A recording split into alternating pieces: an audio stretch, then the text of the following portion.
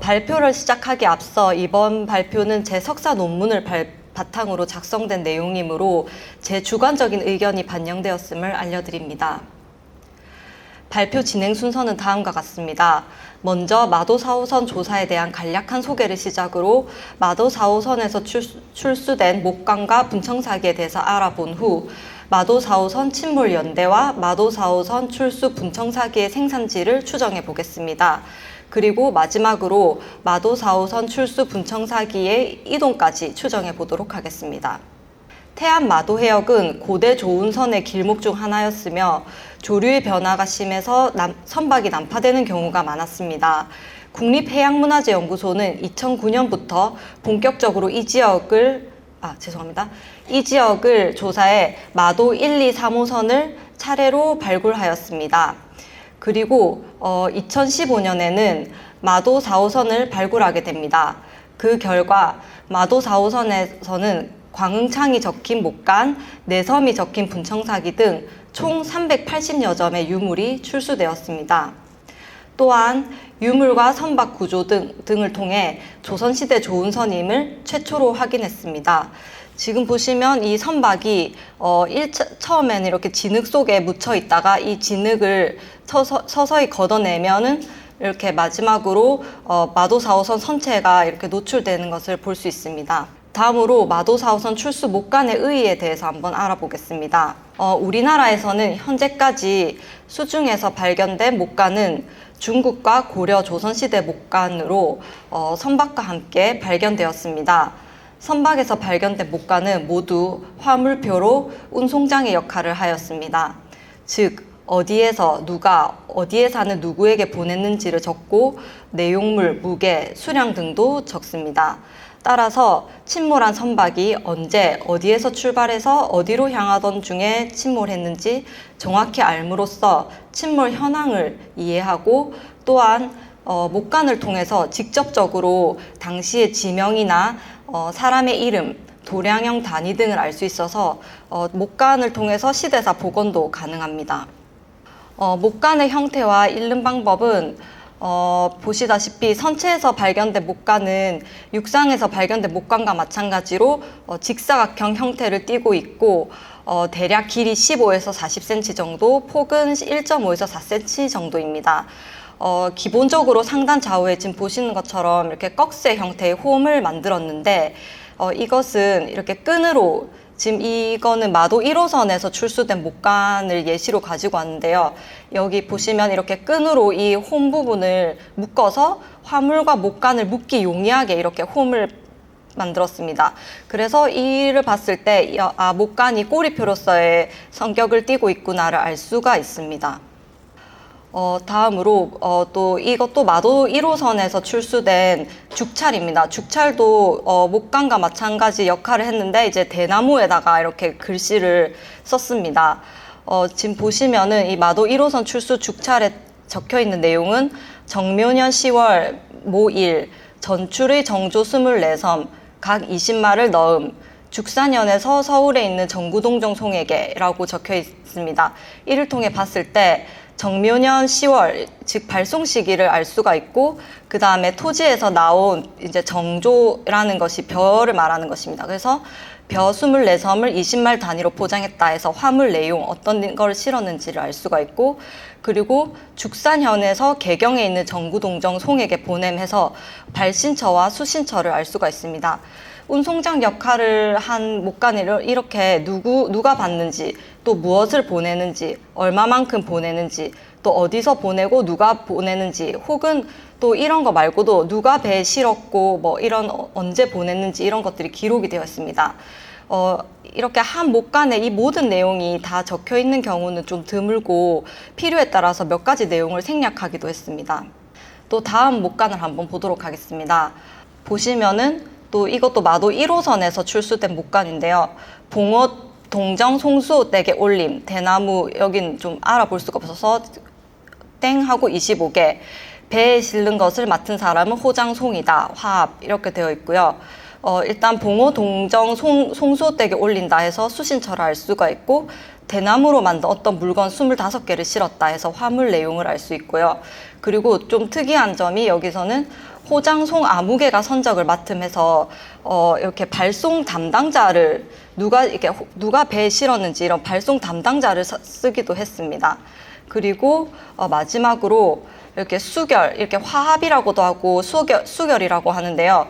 이거는 목간에 이제 요즘에 사인에 해당하는 이런 확인 서명을 남기기도 했습니다. 그래서 보내는 사람이나 배에 실은 사람의 이름 뒤에 주로 이렇게 확인하고 자신이 화물을 확인하고 목간을 적었다는 걸 알리기 위해서 이런 식으로 사인, 서명을 남기기도 했습니다. 그래서 여기 보시면은 이렇게 이게 바로 화합이라고 해서 이제 서명을 남긴 겁니다.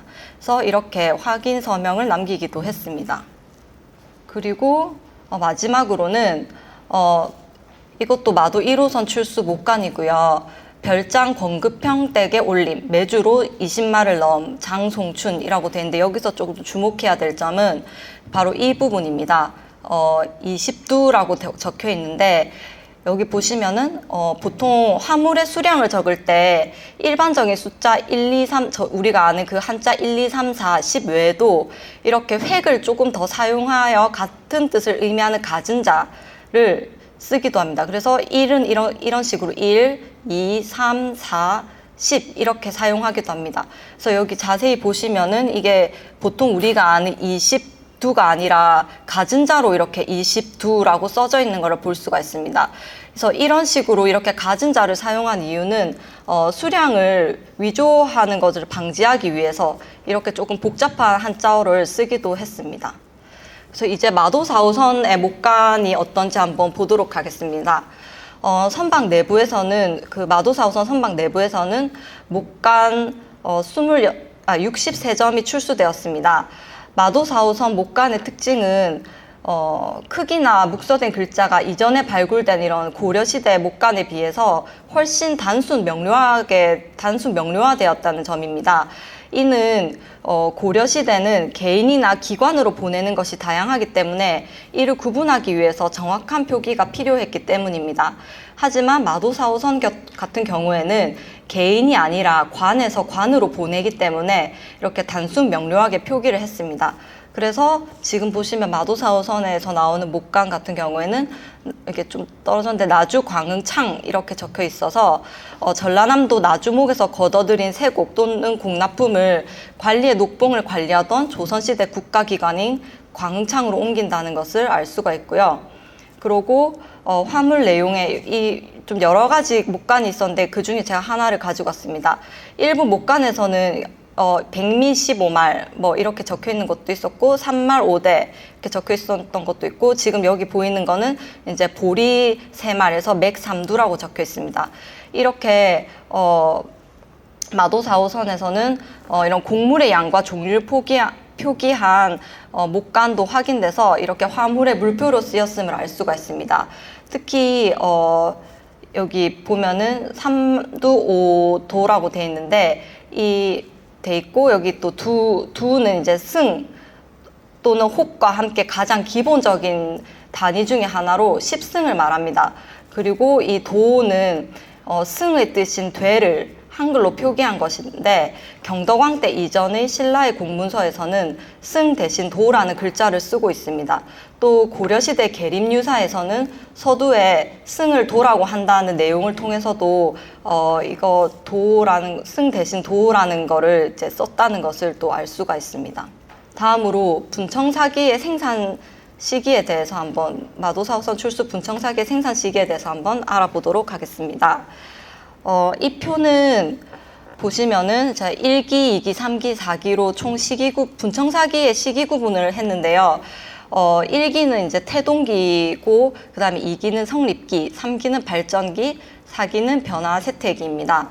그래서 이 표는 기존의 분청사기 연구에서 좀 공통적으로 일치되는 의견들을 조합해서 분청사기 변화 양상을 정리한 겁니다. 이렇게 보면은 이 딱 1기, 2기, 3기, 4기 이 시기 구분과 각 시기별로 이렇게 좀 분청사이가 뭐 무자르듯이 어떤 분청사이가 형식이 이렇게 갑자기 생겼다가 또 갑자기 없어지고 이런 것이 아니라 이렇게 시기에 따라서 형식들이 서로 겹치면서 자연스럽게 변화를 한다는 점을 좀 이해하셔야 될 것 같습니다. 그래서 보시면은 지금 주요 문양 기법 같은 경우에는 1기에는 흑백상강기법, 성긴인하기법 이렇게 되어 있고 2기에는 이 흑백상강기법이 아예 없어지는 것이 아니라 흑백상강기법도 나오긴 하지만 또 전면인하기법도 이제 새롭게 출연을 한다거나 아니면은 문양 같은 경우에도 내문이나 연판문이 1기에도 보이지만 2기에도 역시 내문과 연판문이 보이고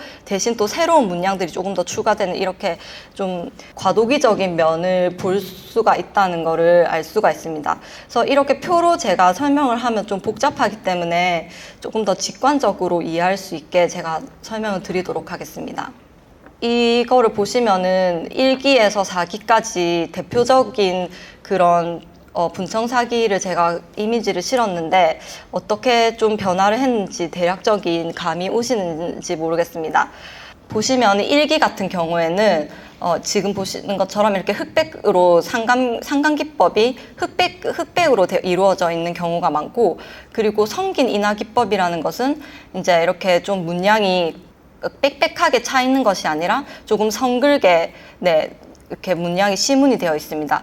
그리고 문양도 이 유로수금문이라고 하는, 이거는 고려시대부터 고려청자에서부터 보이는 문양인데 버드나무와 갈대가 있는 물가에 물오리가 헤엄치는 그런 풍경문입니다. 이런 유로수금문이라던가 아니면 이렇게 우전문이라고 해서 이렇게 좀 비처럼 이렇게 점이 찍힌 문양이라든지 뇌문, 여기 지금 있는 게 뇌문인데 좀 잘 안 보이실 텐데요. 이런 문양이 있는데 제가 좀 더 다른 또 예시로 보여드리도록 하겠습니다. 이렇게 보시면은 지금 여기 뇌문, 이게 뇌문입니다. 이렇게 약간 번개처럼 치듯이 이런 문양이 그 구연부에 둘러져 있고, 그 다음에 우전문이라고 해서 이런 하얀 점이 찍혀 있는 우전문, 그리고 보시다시피 이렇게 흑색의 상감도 이렇게 들어가 있습니다. 이런 특징을 보이는 게 1기의 분청사기입니다. 그래서 좀 청자의 요소가 많이 보이고 있습니다.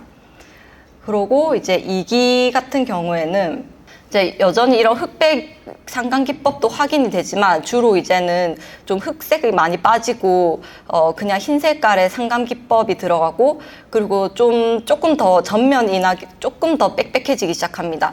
그리고 문양에 있어서도 이제 이런 연판문이라고 해서 이렇게 연꽃 문양이 들어가고, 그 다음에 국화문, 이렇게 지금 잘 안 보이시겠지만 국화문이거든요. 꽃무늬가 들어가고 이렇게 들어가고, 집단 연꽃문이라는 것도 이제 보이기 시작하는데, 그게 뭐냐면 지금 여기 보시면은 점들이 이렇게 묶여 있는 이런 문양이 있습니다. 그래서 이런 집단 연꽃문이라든지 이런 것들이 보이고, 그리고 지금 보시는 것처럼 좀 문양이 많이 이제 빽빽해지기 시작합니다. 그래서 이런 특징을 이제 2기부터는 조금 보이기 시작하고, 그러고 이제 3기의 분청사기로 가면은 이제 인하기법이 조금 더 성그러지지 않고 완전히 거의 빽빽해지기 시작합니다. 그러고 그 다음에 이제 귀얄기법이라던가 박지기법, 조화기법 같은 새로운 기법들이 보이기 시작합니다.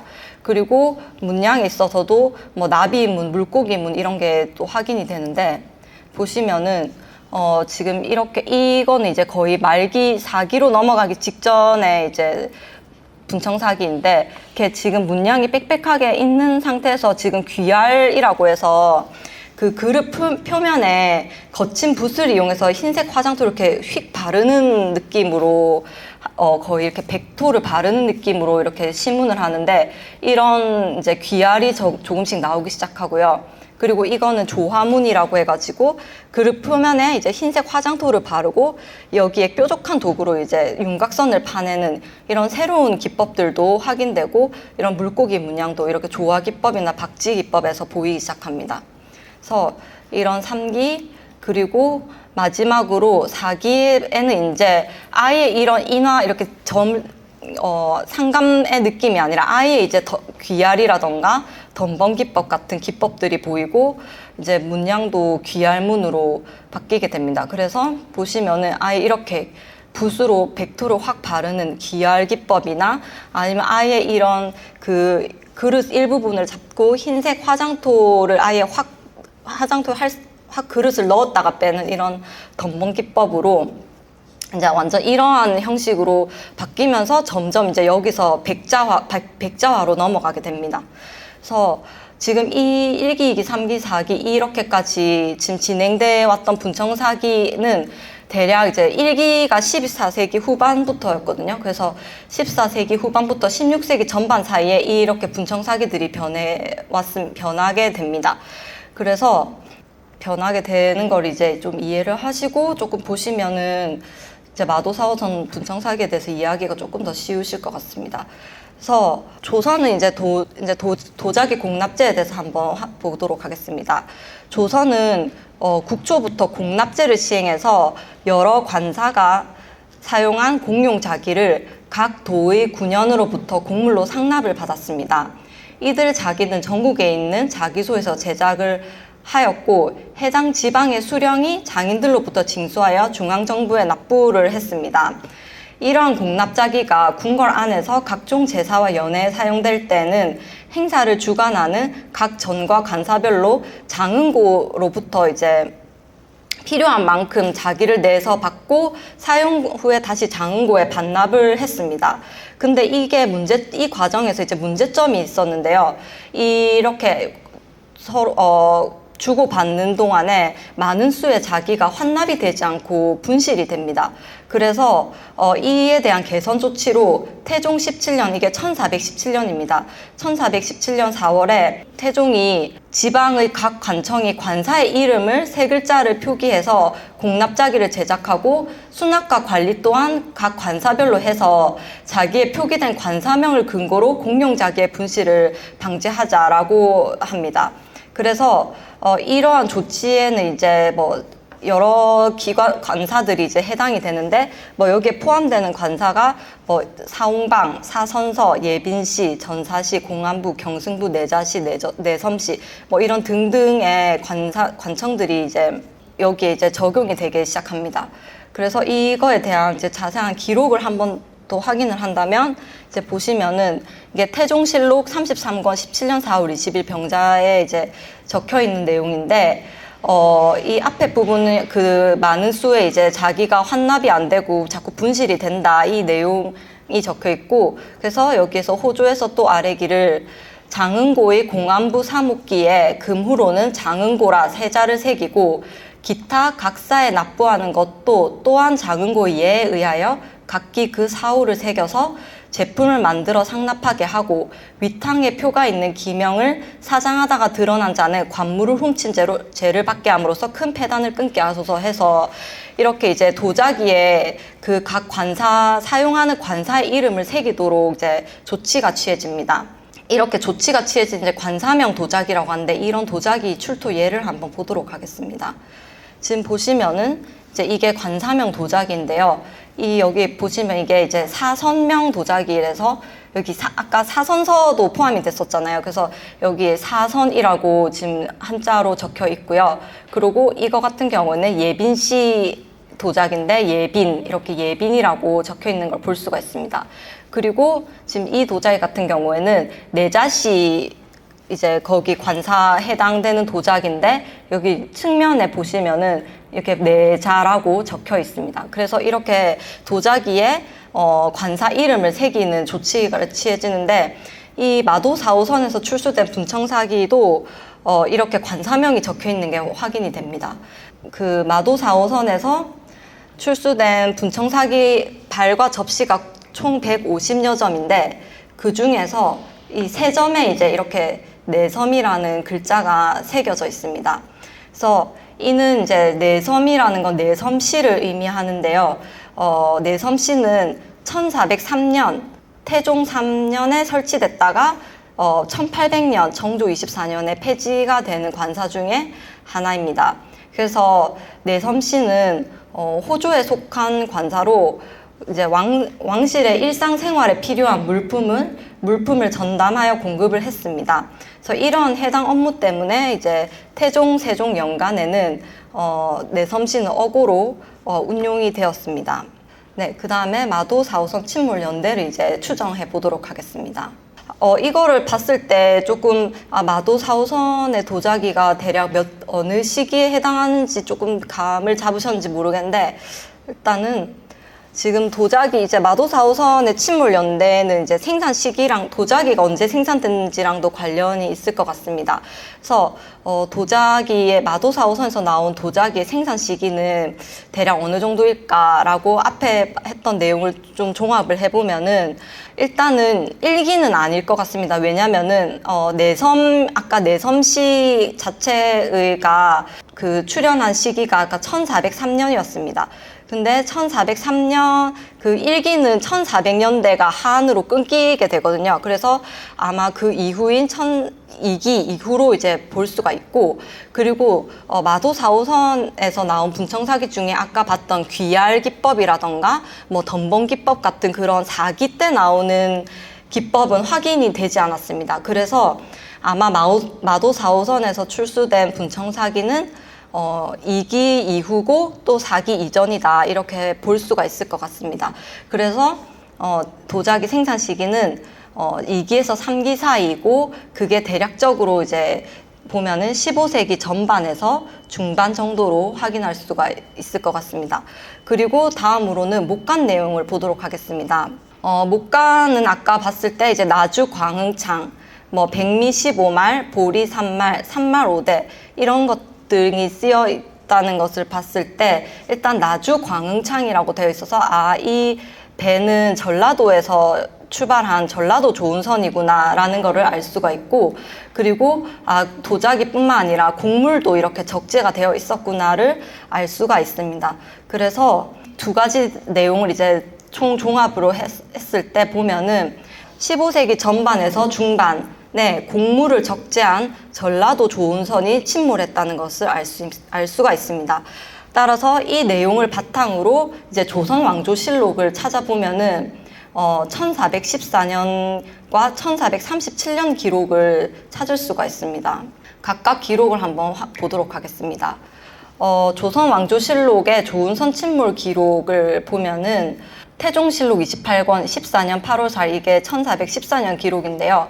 여기 보면은 밤에 큰 바람이 불어 전라도 조선 66척이 패몰하여 익사한 자가 200여인이었고 침수한 쌀과 콩이 아울러 5,800여석이었다 해서 일단 전라도 조은선인 걸 알 수 있고, 그리고 이렇게 쌀과 콩이 적재되어 있었던 침몰선이라는 걸 알 수가 있습니다. 그리고 다음으로 세종실록, 이거는 1937년의 기록입니다. 역시 전라도의 조선 15척이 바람을 만나 부서지고 침수되어 쌀과 콩을 잃었으며 죽은 자가 14명이었다. 또 2척은 표류되어 찾지를 못하였으니 사원부에 명하여 암령 관리를 추액하게 하였다라고 해서 역시 이때도 전라도 조은선이 침수되어서 쌀과 콩을 많이 유실했다는 사실을 알 수가 있습니다. 그런데 여기서 이제 의문인 점은 마도 4호선에서 아까 관사명 분청사기, 내선명 분청사기가 함께 출수가 됐는데 이 관사명이 이제 시행이 된 게 아까 태종 때였고 이게 1417년이었습니다. 그래서 아마 이 침몰선은 1417년 이후에 침몰한 선박일 가능성이 높다고 보여집니다. 이를 통해 봤을 때 아마 1414년 이때 침몰한 이 조은선이라기보다는 1437년의 침몰선일 가능성이 더 높지 않을까라고 일단 생각이 듭니다. 근데 이 마도 4호선에 대한 침몰 기록이 꼭 이게 조선 왕조실록에 쓰였다고는 할 수가 없기 때문에 이렇게 침몰 시기를 이렇게 완전히 딱 추정을 이 기록만 가지고 이 년도에 침몰했다라고 딱 이렇게 확정을 하기에는 좀 한계가 있다고 보셔야 될 것 같습니다. 그래도 일단은 우리가 찾아볼 수 있는 공식적인 기록이 조선왕조실록이기 때문에 이렇게 조선왕조실록 기록을 통해서 침몰 시기를 추정해 보는 것도 좀 의미가 있을 것 같아서 한번 이렇게 시도를 해봤습니다. 다음으로 마도 4호선 출수 분청사기의 생산지에 대해서 한번 보도록 하겠습니다. 마도 4호선은 목간에 표기된 명문인 나주 광흥창이 명시하듯이 전라도 나주목에서 징수한 세곡과 공납자기를 싣고 경창인 광흥창으로 향하던 조은선입니다.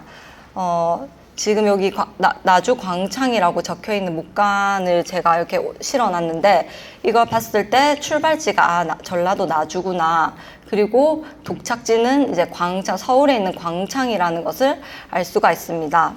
그래서 전라도의 조은창은 이제 세종실록 지리지를 참조해서 좀 두 곳으로 비정이 되는데, 나주 그 두 곳이 바로 나주 목포의 영산창하고 그다음에 함혈현 피포의 덕성창입니다. 그래서 세종실록 지리지의 또 전라도조 기록을 한번 보도록 하겠습니다.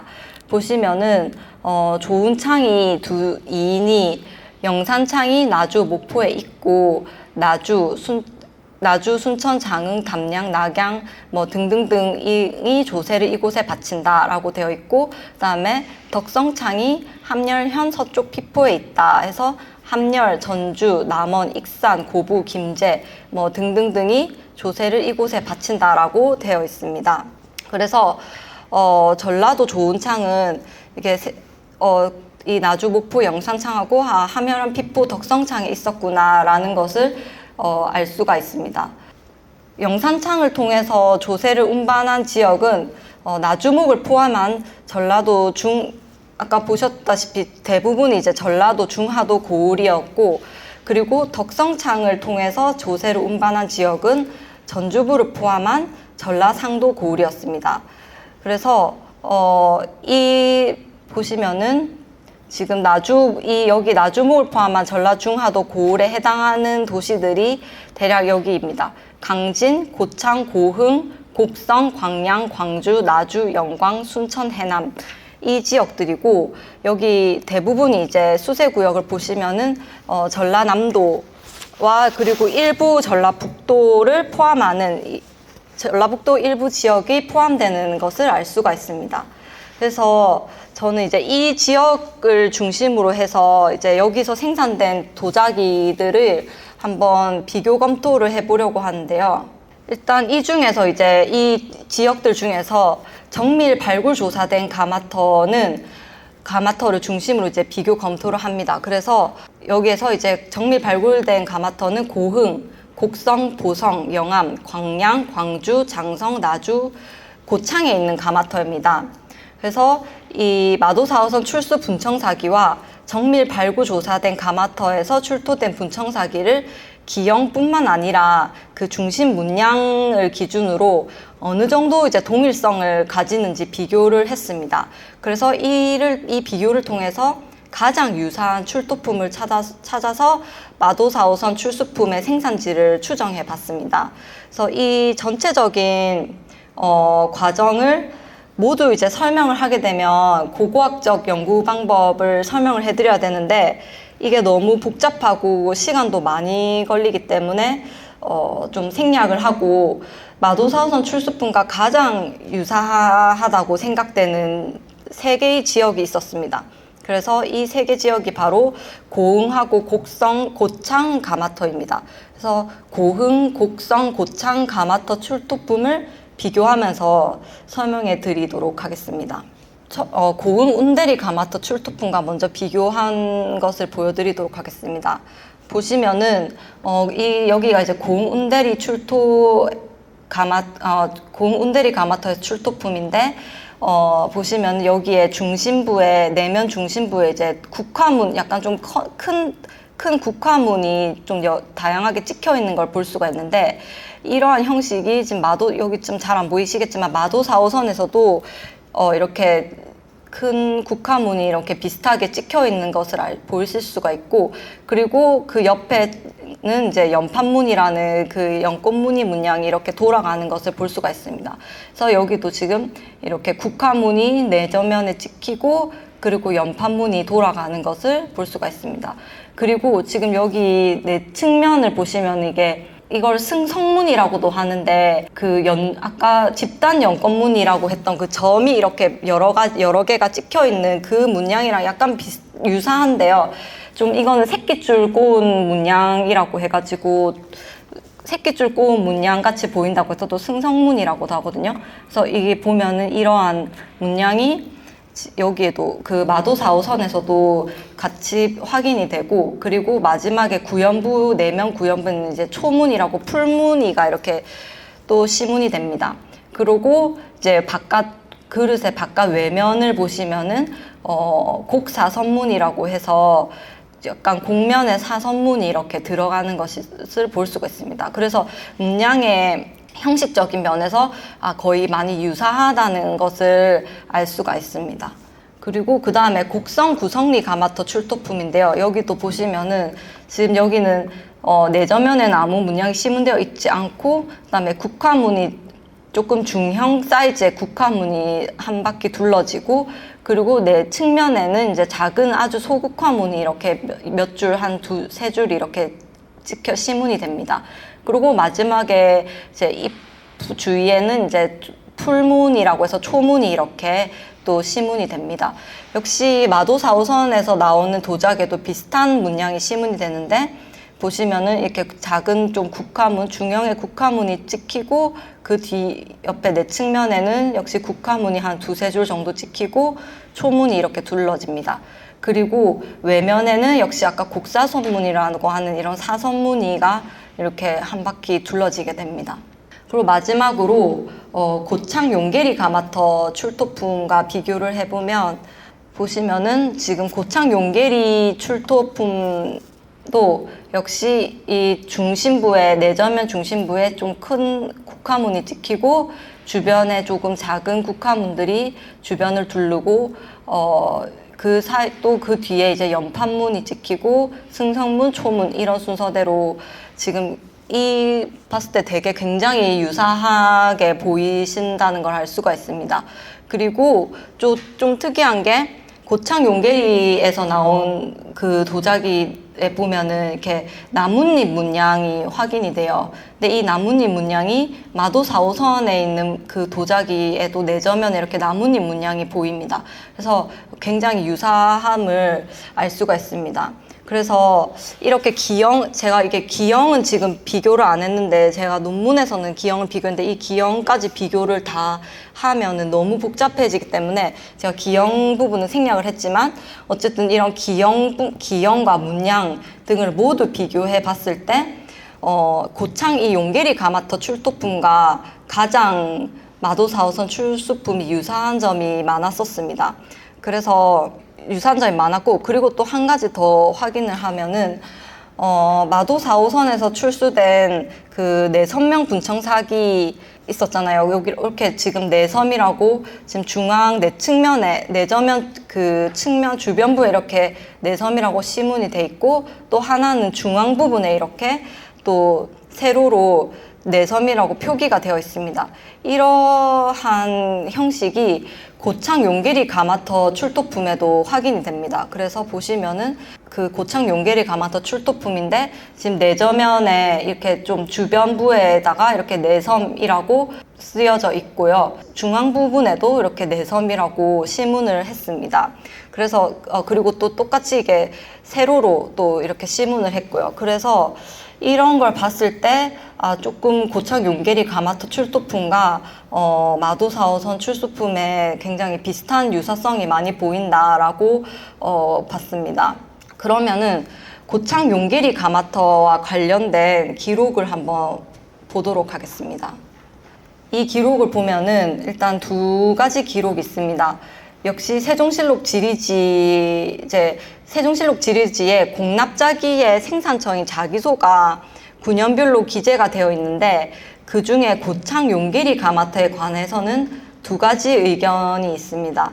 즉, 하나는 이제 보면은 나주목 고창현 조의 고창현 소속의 자기소다라는 의견이 하나가 있고, 그 다음에 나머지 하나는 나주목 흥덕현조의 흥덕현 소속의 자기소라는 의견이 있습니다.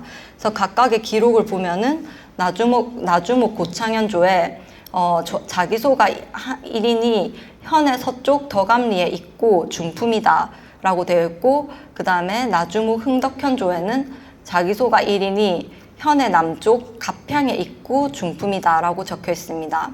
어쨌든 이렇게 두 가지 의견을 어떤 거를 따르더라도 용계리 가마터는 일단 나주목 소속의 자기소라는 점에서는 지금 일치를 하고 있습니다.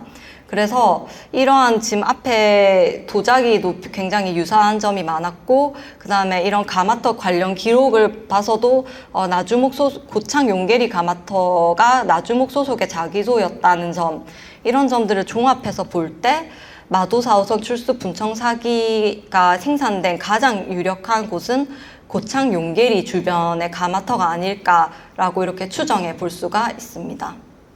그러면 이 마도 4호선이 이제 생산은 대략 저희가 고창 용계리 지역 쪽에서 생산을 했다고 이제 그렇게 추정을 했으니까, 이 용계리에서 영산창, 나주 영산창까지 어떻게 갔고, 그리고 이게 이제 서울로 어떻게 다시 광창까지 올라갔는지를 한번 그 경로를 간단하게 이제 추정을 해보고자 합니다. 지금 보시면은 지금 용계리 가마터 위치를 지금 보실 수가 있습니다. 그래서 용계리 가마터 고창군에 있는 이 좀 위쪽에 있습니다. 용계리 가마터가 있고, 그러고 영산창은 나주 쪽에 한참 밑에 있습니다. 그래서 용계리 가마터에서 영산창까지 이제 어떻게 기물을 운반했을까, 그 경로를 간단하게 추정을 해보면, 일단은 다들 생각하시다시피 수로를 이용하면 가장 빠르고 안전하게 효율적으로 운반할 수 있지 않을까라고 생각하실 것 같습니다. 그런데 일단 용계리 가마터 주변에 이제 수로를 확인을 해보면, 고창군 성송면 판정리에 이렇게 이 주변에 그 가마터 주변에 흐르는 하천이 성송면 판정리에서 발원한 하천이 흐릅니다. 근데 문제는 이 하천 이름이 주진천이라는 하천인데, 이 하천이 지금 여기서부터 상류가 여기고 하류가 이쪽입니다. 그래서 이렇게 위에서부터 이렇게 내려가기 때문에 지금 만약에 이 수로를 따라서 간다면은 거슬러 올라가야 된다는 좀 문제점이 있습니다. 그래서 이제 제가 추정하기로는 이거를 거슬러 올라간다기보다는 어느 정도 이제 여기 하천이 이제 폭이 좀 여기서부터 하천이 발원을 해서 이렇게 내려가는데, 이 하천은 폭이 워낙 좁기 때문에 조금 하천의 폭이 넓어야지 이제 배가 운용을 할 수 있어서, 이 폭이 넓어지는 곳이 이제 황룡강 일대입니다. 그래서 이쪽부터 이제 배로 이제 운반이 가능할 것 같다라고 생각이 돼서, 그러면 여기서부터 여기까지는 어떻게 가냐? 아마 육로를 이용했을 것이라고 생각이 됩니다. 그래서 이 육로를 통해서 이제 도자기들을 짊어지고, 여기 이제 조금 하천이 조금 넓어지는 황룡강까지 내려와서 여기서부터 이제 배에 실어서 내려보내지 않았을까. 이렇게 이제 육로를 이용했다는 거는 또 다른 기록에서도 볼 수가 있습니다. 지금 여기 보시면 목민심서인데요. 이 목민심서에 보면은 바닷가의 고을은 좋은 선이나 사선을 이용하여 비교적 쉽게 쇠곡을 창에 수납하고 있으나, 내지에서는 백성들이 등에 지고 수백 리 떨어진 창까지 운반하기 때문에 그 괴로움이 심하다라고 하였습니다. 그래서 아마 이렇게 물 근처에 있는 곳은 뭐 금방 배에 실을 수가 있지만, 이렇게 좀 내지에 있는 곳은 어쩔 수 없이 이제 등에 지고 좀 수백 리를 육로를 이용해서 걸어온 다음에, 여기에서부터 이제 황룡강에서부터는 이제 배에다가 실어서 이제 영산창까지 와서, 여기서부터 이제 목포 이쪽 그 영산강을 통해서 이렇게 배를 바다 쪽으로 빠지지 않았을까. 그래서 이렇게 빠져서 위로 올라갔겠죠. 그래서 어쨌든 최대한 이제 수로를 이용할 수 있는 곳은 수로를 적극적으로 활용을 함으로써, 이런 도자기 같은 경우는 또 파손되기가 쉽기 때문에 기물의 파손을 최소화하는 장거리 운송을 하였지 않았을까라고 추정을 해보았습니다. 네, 저 발표는 여기까지고, 이제 제가 오늘 발표한 게 이제 좀 제한적인 자료들을 바탕으로 이제 비교 검토를 하였기 때문에, 마도 4호선에 실린 분청사기의 생산시와 침몰 시기를 이렇게 정말 명확하게 딱 여기다 이렇게는 밝힐 수는 없었습니다. 그래서 앞으로 이제 발굴 자료가 증가를 하고 또 마도 4호선 분청사기의 그리고 또 이 마도 4호선 외에도 이제 다른 또 조선시대 좋은 선들이 또 추가로 발굴이 되고 한다면은 조금 더 이 조선시대 분청사기의 생산지나 적재 시기를 조금 더 구체적으로 좀 알 수 있지 않을까 바라면서 발표를 마치도록 하겠습니다. 네, 감사합니다.